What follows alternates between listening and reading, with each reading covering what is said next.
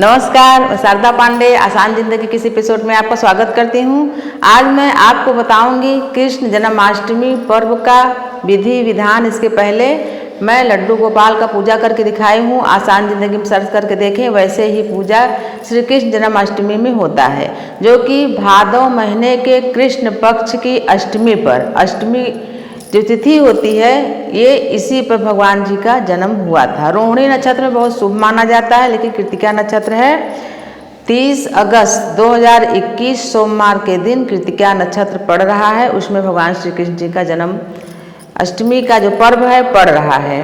तो ये पर्व सोमवार के दिन 30 अगस्त को 11:59 से शुरू होकर 12:44 तक पूजा किया जा सकता है। पूरा इसका अवधि 45 मिनट तक है, जो कि रात्रि को, यानी 11:59 से 12:44 रात्रि को ये पूजा की जाएगी।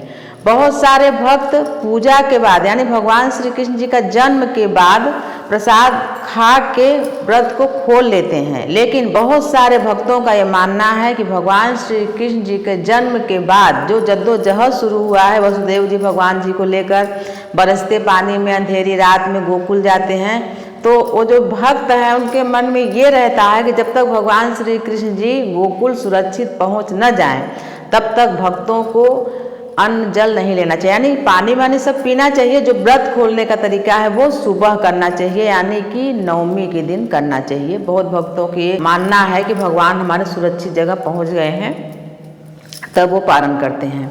मैं आपको बता रही हूँ कि भगवान श्री कृष्ण जी का जन्म उत्सव कैसे मनाएं, जो कि मैं कई वीडियो पहले भी बता चुकी हूँ। जो हमारे नए देखने वाले हैं उनके लिए है। धनिया का प्रसाद चढ़ता है, जिसमें कि मिश्री डाल के चढ़ाई जाती है प्रसाद।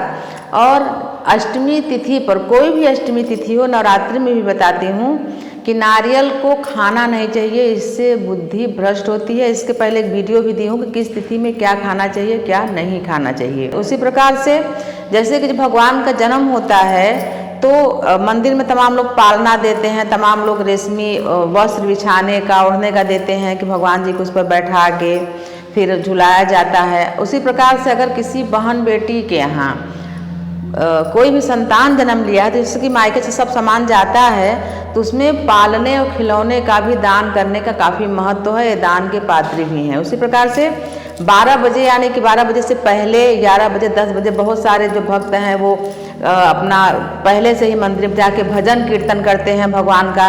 उसके बाद जन्म उत्सव मना के जन्म हो जाता है भगवान का, फिर अपना प्रसाद उसाद लेकर चले आते हैं।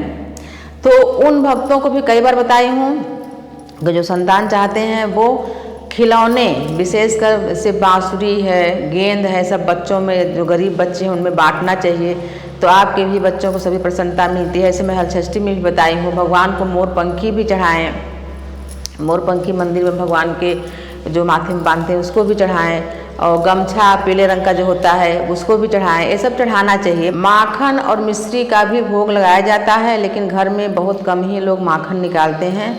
बाजार का माखन ले आकर उसमें मिश्री डाल कर चढ़ाते हैं। आप माखन को कभी चखना या जानते हुए होंगे कि बाजार के माखन में नमक डला हुआ होता है कि माखन खराब न हो। तो बाजार का माखन बिल्कुल न चढ़ाएं, घर का मक्खन तो चढ़ाएं। और अगर नहीं है घर का मक्खन, तो गाय के कच्चे दूध में थोड़ा सा मिश्री डाल के और तुलसी पत्ती डाल के भोग लगा के भगवान को चढ़ाएं। क्योंकि जो चीज़ें हम ग्रहण करते हैं, एक तुच्छ मानव अपने आप को बहुत ही साफ सफाई से हर चीज़ को खाए पिए, तो आप समझो कि जो ब्रह्मांड के रचयिता हैं, जो ब्रह्मांड के मालिक हैं, जो ब्रह्मांड के पालन पोषण करने वाले हैं, उनको कितना शुद्ध और साफ आहार का भोग लगाना चाहिए। तमाम लोगों की मानता है कि ये दे दो कपड़ा, भगवान ही को तो चढ़ाना है, भगवान ही को तो भोग लगाना है। ऐसा नहीं, भगवान को लगाना है कि अच्छा कपड़ा, अच्छा फल, अच्छी मिठाई घर। इसलिए मैं दादी लोग क्या करती थी कि बाजार की मिठाई कभी नहीं चढ़ाती थी, वो घर में बनाती थी। कि बाजार में कौन बनाया, नहा के बनाया कि नहीं, कैसे छुए कैसे नहीं छुए, घर में बना के जब भगवान का भोग बनाते तो नहा धो के बना के ऊंचाई पर कहीं रख देते थे तो कोई छुए ना, वो भगवान को चढ़ता था। फ्रेश फल, यानी केला वाला से कटा है, गला है, कुछ भी है तो नहीं चढ़ाए, भगवान को शुद्ध और साफ चढ़ाना चाहिए। ये श्रद्धा की बात होती है। तो मैं आपको बता रही हूँ आप कृष्ण जन्माष्टमी में क्या करें क्या ना करें। तो अब मैं आपको कुछ सटीक उपाय भी बताती हूँ, जैसे कि आर्थिक स्थिति सुधारने के लिए संतान की इच्छा करने वाले, यानी कि संतान जिनको चाहिए उनके लिए। तो ऐसा कुछ बताऊंगी कि आप इसको करें, इससे आपको बहुत लाभ होगा। तो गाय का दूध पीता हुआ बछड़ा का फोटो जैसे आप देखोगे मिलता है, तमाम लोग अपने घर में लगाए रहते हैं, बहुत इससे भला होता है घर वालों का। गाय का दूध बछड़ा पीता रहे वैसा फोटो शीशा में मढ़ा के आप अपने घर में लाएं। उससे आर्थिक स्थिति सुधरती है, संतान की इच्छा करने वालों को संतान की प्राप्ति होती है। ये फोटो ऐसे जगह लगाएं जहां शुद्ध और साफ जगह हो, वहां पर उत्तर पूर्व की दीवार में इसको आप लगा सकते हैं।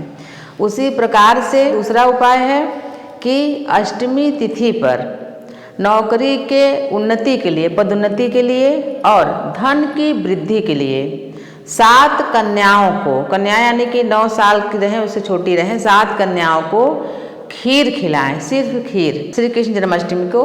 उसी प्रकार से इस क्रम को 7 शुक्रवार तक करने से पदोन्नति होती है और जो भी धन है, जैसे आप बिजनेस कर रहे हैं, कुछ भी कर रहे हैं, तो उसमें धन की भी बढ़ोतरी होती है। श्री कृष्ण जन्माष्टमी से शुरू करके 7 कन्याओं को खीर खिला के इसको 7 शुक्रवार तक कंटिन्यू आप करके देखें। इससे जैसे बहुत लोगों का प्रमोशन वहीं के वहीं रहते हैं, पदोन्नति नहीं होती, प्रमोशन भी होगा और धन में बढ़ोतरी भी होगी। उसी प्रकार से जब भगवान का जन्म हो जाए उसके बाद शंख में दूध लेकर भगवान को स्नान कराना चाहिए। भगवान श्री कृष्ण जी को पारिजात का फूल चढ़ाने से बहुत ही प्रसन्नता होती है। शंख में दूध करके अभिषेक करने से भगवान श्री कृष्ण के साथ माँ लक्ष्मी की भी प्रसन्नता होती है। माँ लक्ष्मी की प्रसन्नता का मतलब आप समझते होंगे कि धन की प्राप्ति होती है। शंख में दूध भर के भगवान को अभिषेक करे जन्म के बाद। अब मैं आपको कर्ज मुक्ति के लिए उपाय बता रही हूँ कि कृष्ण जन्माष्टमी के दिन शाम के समय कर्ज मुक्ति का उपाय है, माँ तुलसी का विशेष पूजन करें और ओम नमो वासुदेव का मंत्र जाप करके 11 बार परिक्रमा करें। उसे भी कई मैं उपाय दी हूँ कर्ज मुक्ति का, लोग करते हैं, उनको फायदा भी होता है। कोई कोई बोलते हैं उनको फायदा नहीं हुआ, ऐसा लगता है कि आप ठीक से उपाय नहीं करे होंगे। तो कर्ज मुक्ति के लिए उपाय है, श्री कृष्ण जन्माष्टमी के दिन माँ तुलसी का विशेष पूजन करें और ये तुलसी मैया के पास बैठ के कहें कि हे माता, कर्ज मुक्ति के लिए मैं आपका पूजन कर रहा हूँ। 11 परिक्रमा करके आप अपनी दुविधा है, जो भी आपकी जो परेशानी है कि हमको कर्ज है, हमको उसको उतार नहीं पा रहे हैं, तो उस मुक्ति के लिए इस उपाय को जरूर करें, माँ तुलसी का पूजन वाला। उसी प्रकार से भगवान श्री कृष्ण जी का जन्म के बाद गाय के कच्चे दूध में केसर डाल के उनको स्नान कराने से, अभिषेक कराने से घर में सुख शांति समृद्धि आती है, जीवन में ठहराव आता है।